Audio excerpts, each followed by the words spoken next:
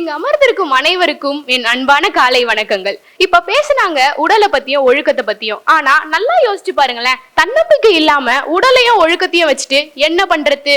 தன்னம்பிக்கை இல்லாமல் நல்ல ஒழுக்கமும் உடல் வலிமையும் இருந்தாலும் அது நம்மளுக்கு முழு பயனை தராது. ஏன்னா நம்ம ஒரு விஷயத்த செய்யலாம் அப்படின்னு செயல்பட தூண்டும் சக்தியே தன்னம்பிக்கை தான். நம்ம நம்ப வேண்டிய முதல் நபரும் கடைசி நபரும் நாம் தான் என்று கூறி என் தலைப்பிற்குள் நுழைகின்றேன். நான் இப்ப பேச போகும் தலைப்பு தான் உன்னை நம்பு. உன்னை நம்பு அப்படின்ற 2 வார்த்தை வெறும் ஊக்க உரை மட்டும் இல்ல, நம்ம வாழ்க்கையே மாற்றும் ஒரு உளவியல் சக்தி.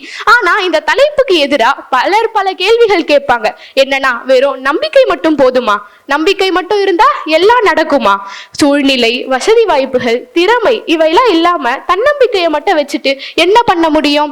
இந்த கேள்விகள்லாம் நியாயமானவைதான். ஆனா எனக்கு இவற்றிற்கு இருக்கும் ஒரே ஒரு பதில், உன்னை நம்புவது என்பது வெறும் கனவு காண்பது மட்டுமல்ல, அந்த கனவை நீ நிஜமாக்க உழைக்க தயாராக இருப்பது.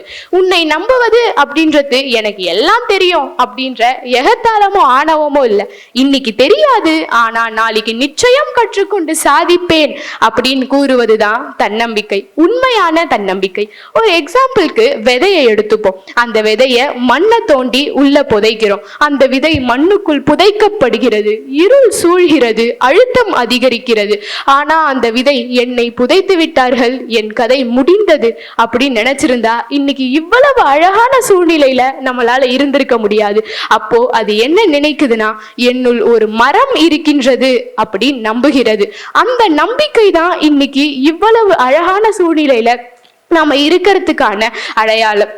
அதே மாதிரி இந்த வாழ்க்கை நம்மை அழுத்தும் போதும், இந்த உலகம் நம்மை புதைக்க முயற்சிக்கும் போதும் நாம் நம்மிடம் கூற வேண்டிய ஒரே ஒரு வரி, என்னுள் இன்னும் மலராத சக்தி ஒன்று இருக்கின்றது என்பதுதான். இப்போ இதுக்கு எதிர்த்தரப்பினர் இன்னொரு கேள்வி கேட்பாங்க. எல்லோரும் தன்னை நம்புகிறார்கள், ஆனால் எல்லோரும் வெற்றி பெறுகிறார்களா? இல்லை. ஏன்னு தெரியுமா? பலர் தன்னம்பிக்கையை ஆசையாக நினைக்கின்றனர். நான் வெற்றி பெற வேண்டும் அப்படின்னு நினைப்பது மட்டும் போதாது.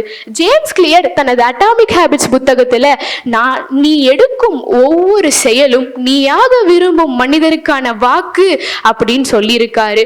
இப்போ ஒரு குடும்ப தலைவரை எடுத்துக்கலாம். அவர் நான் கார் வாங்கணும் அப்படின்னு நினைக்கிறாரு.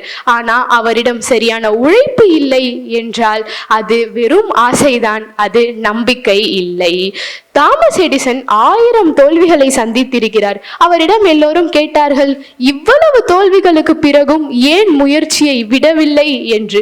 அதற்கு அவர் கூறியது, நான் தோல்வி அடையவில்லை, இத்தனை வழிகளில் சென்றால், இத்தனை வழிகளில் முயற்சித்தால் வெற்றி பெற முடியாது என்று அறிந்து கொண்டேன் அப்படின்னு.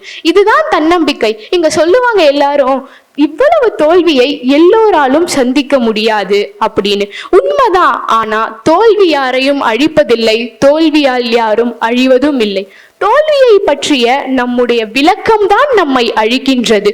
தோல்வியை முடிவு என்று பார்த்தால் அது நம்மை உடைக்கும், பாடம் என்று பார்த்தால் அது நம்மை உருவாக்கும். டாக்டர் ஏபிஜே அப்துல் கலாம் அவர்கள் சொன்னார், dream is not what you see in sleep, dream is something that does not let you sleep அப்படின்னு. அவர் செய்தித்தாள் விற்ற ஒரு சிறுவன். ஆனா அவரால இவ்வளவு பிரபலமா எப்படி இருக்க முடிஞ்சதுன்னு தெரியுமா? அவரது தன்னம்பிக்கையால், அவர் தன்னை நம்பியதால். இப்போ எல்லாரும் சொல்லுவாங்க, அவருக்கு திறமை இருந்தது, எல்லோருக்கும் அது கிடையாது அப்படின்னு. ஆனா எது உண்மை? திறமை பிறப்பால் வரலாம், ஆனால் தன்னம்பிக்கை, வளர்ச்சி என்பது தன்னம்பிக்கையால் தான் வரும். இப்ப நம்ம சொல்றோம் திறமை பிறப்பால் வரலாம் அப்படின்னு. ஆனா தன்னம்பிக்கை இல்லாம திறமையை வச்சுட்டு ஒன்றும் பண்ண முடியாது. இப்போ நீங்க நல்லா டான்ஸ் ஆடுவீங்க, ஆனா எனக்கு இந்த ஸ்டெப்பே வராதுப்பா, இவங்க முன்னாடிலாம் ஆனா எல்லாம் என்ன நினைப்பாங்க அப்படின்னு நம்மை நாமே தாழ்த்தி நம்மளை நம்பலனா அந்த திறமை வீணாக தான் விடும். தன்னம்பிக்கை இல்லாமல் திறமையை வைத்து ஒன்றும் சாதிக்க முடியாது. விவேகானந்தர் சொல்கிறார், நம்பிக்கைதான் வாழ்க்கை, அவநம்பிக்கை தான் மரணம் அப்படின்னு. ஆருணிமா சிம்ஹா கால்களே இல்லாம எவரெஸ்ட் மலை ஏறினாங்க. மேரி கோம் 5 குழந்தைகளின் தாயாக இருந்தாலும் 6 வேர்ல்ட் சாம்பியன் வாங்கியிருக்காங்க. கால்கள் கைகள் இல்லாதவர்கள் கூட நீச்சலில் சாதிக்கிறார்கள், நடனமாடி உலகையே வியக்க வைக்கிறார்கள். அப்படி இருக்கும்போது நாம் ஏன் நம்மை நம்பக்கூடாது? அவர்கள் இல்லாததை நினைத்து நிற்கவில்லை, இருக்கின்றதை நம்பி உழைத்து சாதிக்கிறார்கள். அதே போல் என்ன இல்லை என்பதல்ல முக்கியம், என்னால் முடியும் என்பதுதான் முக்கியம். வேதாத்ரி மகரிஷி அவர்கள் கூறுகிறார்கள், மனிதனுள் மறைந்திருக்கும் சக்தியை உணர்ந்தால் அவன் வாழ்க்கையை உயர்த்த முடியும் அப்படின்னு. இங்க பலர் தோல்வியடைவதற்கான காரணம் திறமை இல்லாததால் இல்லை, என்னால் முடியாது என்ற எண்ணம் கொண்டதால் தான். இப்போ நான் இங்க உங்க முன்னாடிலாம் நின்று தன்னம்பிக்கையோட பேசுறதுனாலதான் இங்க இருக்கேன்.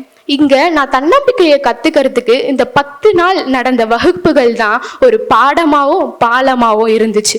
அப்படி யூ ஒன்லி லிவ் ஒன்ஸ் அப்படின்னு சொன்னாங்க. அப்போ நம்ம ஒரு முறை தான் வாழ போறோம், நாம் ஏன் நம்மை நம்பி இந்த செயல்கள் எல்லாம் செலந்து ஏன் இப்படி நம்மை நம்ப கூடாது? அதே மாதிரி டேக் த ஃபர்ஸ்ட் ஸ்டெப். என்னால் முடியும்னா உங்களாலையும் நிச்சயமா முடியும். Start believe in your self அப்படின்னு இத்தனை பேர் இந்த 10 நாள் வகுப்புல எங்களை ஊக்குவிச்சதுனாலதான் நீங்க எல்லாம் இங்க அமர்ந்திருக்கும் போது உங்க முன்னாடி நான் இங்க உட்காந்து தன்னம்பிக்கையோட பேசிட்டு இருக்கேன். மகரிஷி அவர்கள் 3ஆம் வகுப்பு தான் படிச்சிருக்காரு. ஆனா ஐநா சபையில் பேசக்கூடிய திறமை அவருக்கு இருக்குதுன்னா அது தன்னம்பிக்கையால் தான் வந்தது. அப்போ நம்மளும் நாமை நம்புவோம்.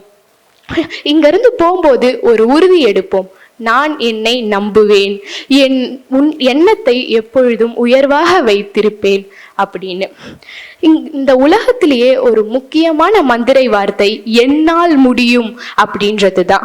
முடிவாக உன்னை நம்பினால் உலகை மாற்றலாம், உன்னை அறிந்தால் உலகையே வெல்லலாம். எனவே நண்பர்களே, பிறர் உங்களை மதிக்க வேண்டும் அப்படின்னு முயற்சிக்காதீங்க, அவங்கள உங்களை நம்ப வேணும் அப்படின்னு காத்திருக்காதீங்க. நீங்க உங்களை நம்புங்க. அந்த ஒரு தருணம் தான் உங்கள் வாழ்க்கையே திருப்பும் ஒரு நொடியாக இருக்கும். நீங்கள் உங்களை நம்பும் பொழுதுதான் உங்கள் வெற்றிக்கான படி ஆரம்பிக்கும். உன்னை நீ நம்பினால் இந்த உலகமே உன்னை நம்பும் என்று கூறி என் உரையை முடித்துக் கொள்கிறேன். நன்றி. வாழ்க வளமுடன்.